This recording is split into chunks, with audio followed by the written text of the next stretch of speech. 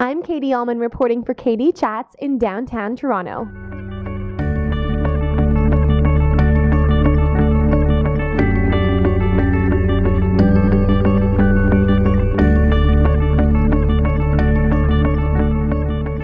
I'm here with writer, producer, and the lead actor of The Husband, Maxwell MCCABE-LOKOS. How does it feel to be nominated for an ACTRA Award? It's good. I've never been nominated for an acting award before, so it feels good. Great. And you had such a great performance in this film. That's why you're being recognized for it. And so many subtleties. What was your process like in terms of preparing for the role? Well, I was lucky because I got to prepare for it for years and years before it was in production. Yep. As it was sort of a process of development in my own head for a really long time. So by the time we actually shot, in a way, I was really prepared for it. Like, I really knew the character, and I had already had ideas about idiosyncrasies and sort of his body movement and his posture at certain times. Because I had a lot of time to do that just in writing it. You're kind of making those decisions while you're writing it. But then sometimes when we actually got to shoot, I felt like there were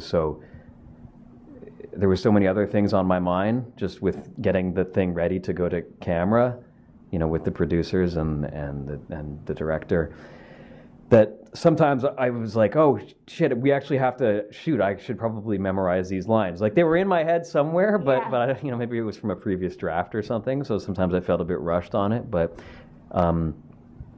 I think just like living with that character for several years was really helpful. It wasn't like a surprise. It didn't feel like a new material to me.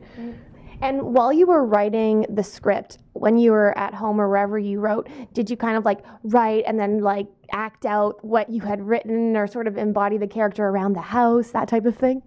No, I never did that. That sounds like it would have been a good idea, but no, really it does. But I never really did.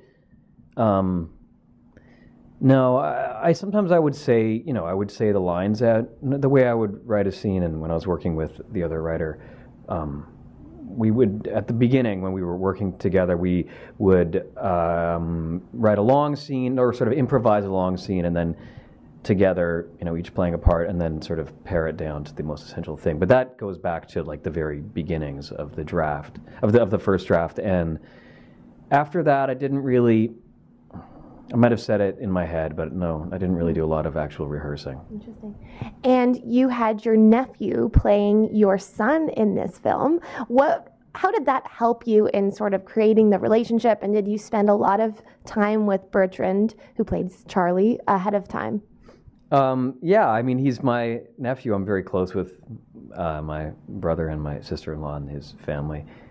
I have supper there every Sunday night, and it was good because I don't know if it comes through, but like, I have real affection for that kid. Yeah. So it always bothers me when I see people in movies that you can tell I'm not a parent, I don't have kids, but I feel like you can tell when somebody doesn't know how to be around kids. Like, the way they hold them, or the way they sort of awkwardly pat their head or something, you can sort of see that guy's not a real dad. Yeah. And I feel like I used the advantage of using a family member as somebody that was somewhat familiar with me. I mean, how familiar can you be with a 2-year-old? Mm-hmm. But we have this like mind meld myth, the locus mind meld. Mm-hmm. And in terms of your relationship with Sarah, and this very strained, dramatic thing you had going, which you played beautifully because it felt very realistic. But what was your process like in terms of working with her? Did you rehearse those scenes, or how much did you talk about the character, that type of thing? We didn't rehearse that much. We didn't have a lot of time to rehearse. Mm-hmm. It was sort of, by the time everything was in place, we had to shoot it quite quickly. But while we were casting for that character, there was a lot of great actresses that auditioned, and I think, Bruce trusted my input in the casting as well, and I felt like just from watching the audition, I knew Sarah a little bit before, but just from the audition, I felt like that was the person that I could connect the most with. Just from, I mean, there was a kind of, I mean, that doesn't really say much outside of the fact that she just seemed the most like the character that I had in my head for Alyssa. There was something about Sarah that she was able to be sort of, you like her in spite of everything she's done, but you also kind of want to strangle her. Yeah. You know, she's frustrating, but you almost can't blame her. And a lot of the other, that character is tough because it's a bad thing that they did, and you have to be able to forgive them. And there was just something about Sarah's performance that made it really like you acceptable to give this person a pass on a fairly unforgivable, irrevocable crime. And having written the story and knowing it so well and knowing the characters so well, when you got to set and you were working with Bruce, did you ever come into any sort of conflict, like he wanted to do it this way and you thought, no, it's this way, you know, these are my characters, or how is the fluidity in terms of that process? You know, once we got to set, there weren't, Bruce is a really easygoing guy. I think all of the battles are done before and after shooting. He makes, one of the best things about Bruce McDonald is that the shooting atmosphere is always really comfortable.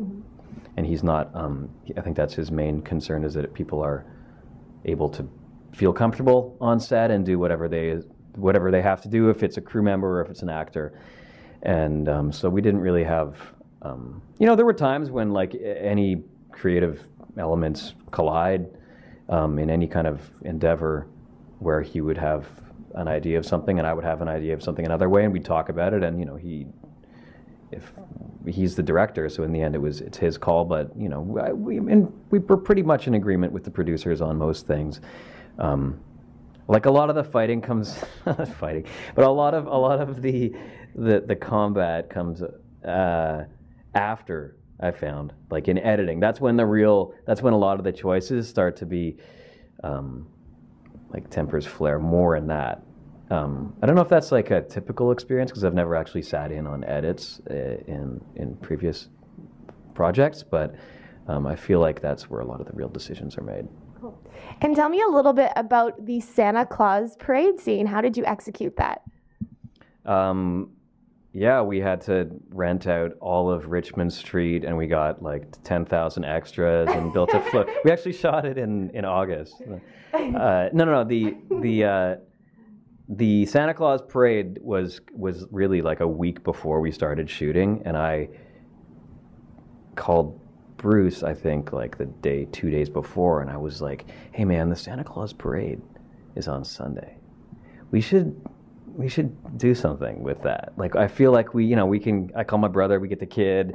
Yeah. All we got to do is get the jacket that I wear in the movie, and it's a really good set piece." And so we totally guerrilla, like very Bruce McDonald style, just went down to a couple different intersections and shot some stuff MOS.